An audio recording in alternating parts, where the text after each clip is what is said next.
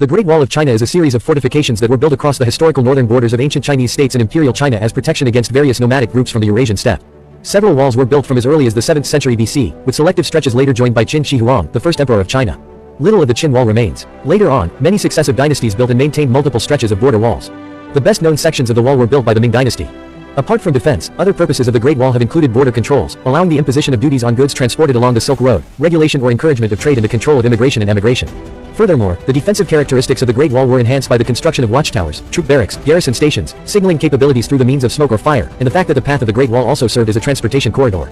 The frontier walls built by different dynasties have multiple courses. Collectively, they stretch from Liaodong in the east to Lop Lake in the west, from the present-day Sino-Russian border in the north to Dao River in the south, along an arc that roughly delineates the edge of the Mongolian steppe, spanning 21,196 kilometers today. The defensive system of the Great Wall is generally recognized as one of the most impressive architectural feats in history. The Chinese were already familiar with the techniques of wall building by the time of the spring and autumn period between the 8th and 5th centuries BC. During this time and the subsequent Warring States period, the states of Qin, Wei, Zhao, Qi, Han, Yan, and Zhongshan all constructed extensive fortifications to defend their own borders. Built to withstand the attack of small arms such as swords and spears, these walls were made mostly of stone or by stamping earth and gravel between board frames.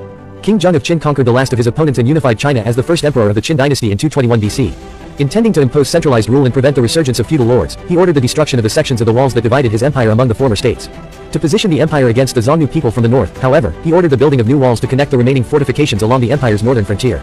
Build and move on was a central guiding principle in constructing the wall, implying that the Chinese were not erecting a permanently fixed border. The Great Wall concept was revived again under the Ming in the 14th century, and following the Ming army's defeat by the Oirats in the Battle of Tumu.